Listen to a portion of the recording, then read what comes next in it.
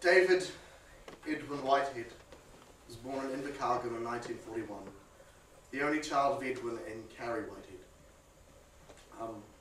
I apologise that this eulogy may seem to fizzle out a little early. We don't know much about Dad's childhood, and bereft of any siblings or extended family, there was no one we could really ask. On the word of some of his old school chums who are here today, we know that in school Dad was very popular, had lots of friends and could sweet talk the teachers like you wouldn't believe. Apparently there was many a punishment that Dad got out of on account of his charm and sheer luck. His popularity carried on into his working life, when he worked as a member of the local council and an occasional columnist in the local rag. It was at the council that Dad met a young woman by the name of Valerie Nolan. We're told that it was love at first sight, and they soon got married. Believe it or not, in this very church. Dad worked his way up the ranks of the council, eventually becoming deputy mayor. The residents of Invercargill loved him. It's not hard to see why. In the 70s, Mum and Dad decided they should start a family. Mitchell was the firstborn, and Robert soon came afterwards. Mum and Dad thought they were quite happy with 2 children.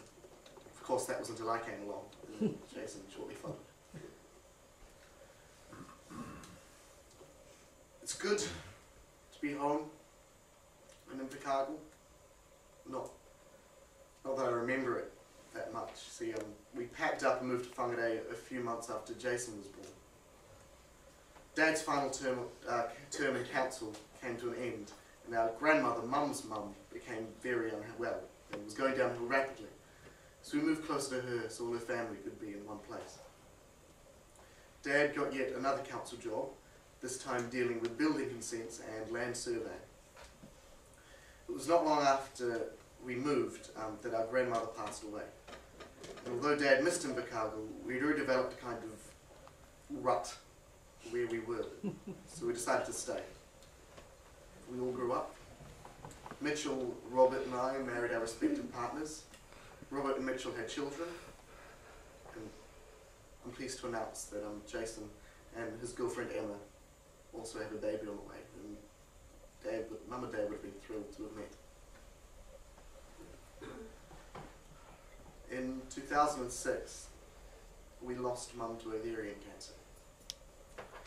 It hit Dad really hard, and he decided to move back here, where he was happier, more comfortable, and knew everybody. A short while after moving back, Dad received another knock, and he was diagnosed with a tumour on the spine. He had 2 options. A, he could have it surgically removed. The only catch would be he'd never be able to walk again. Or B, he could go through chemotherapy and try and shrink the tumour and hopefully make it go away. Needless to say, he chose the latter, but it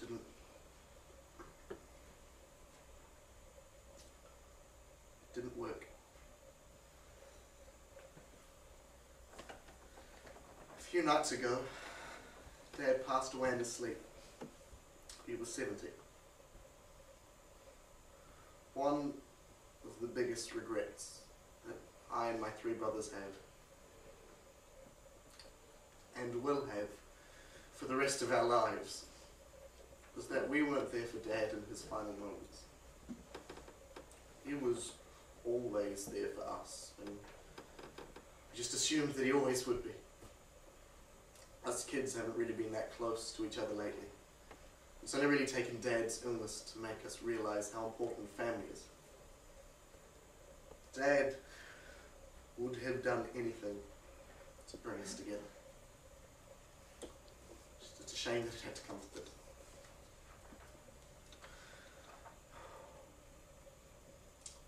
We'll miss you, Dad. Thank you.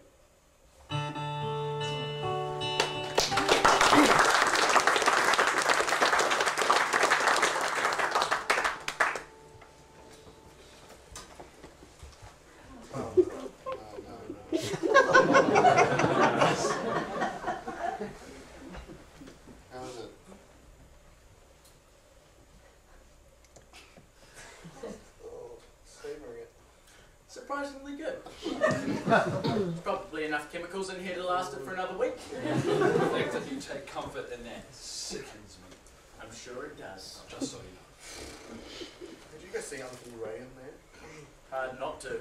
Man, he's let himself go. I just remember those party tricks he used to do all get together. Remember that? Oh, I hated those party tricks. No one's had the heart to tell. My earliest memory I had, doing those bloody awful party tricks.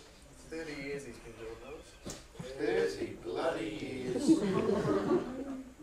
Only Helen looks well. Oh yeah, but she's always looked good. Who? I said well, not good. What were you thinking? Oh, she does look good, Is there right? something you're not telling us, Lewis? Oh, Do you have a crush on Auntie Do Helen? you? A, that is just rotten. Yeah, right? it is. B, you're all idiots. At least Dad will have a nice view from on top of the That's house. right, that's right. And at least to be on top of Mum again. Oh. Say, man. What are you doing in Well, that's it. Now what do we do? Let's go home.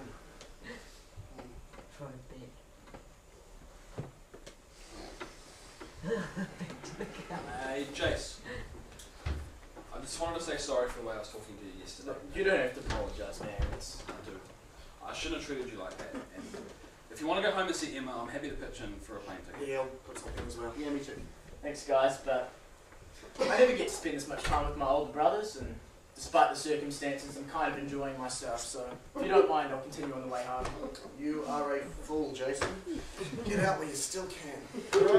I must admit I have enjoyed the time we spent together as well. Just a shame it had to happen under such wretched circumstances. Lewis, Robert, we count on you two to have no more fisticuffs. I suppose so. Lewis can pull his head that far out of his ass. Yeah. Right. Again, I just want to apologise for the other day, okay? And for the record, I meant the stuff I said last night. Not the bad stuff. These are in the right proportion.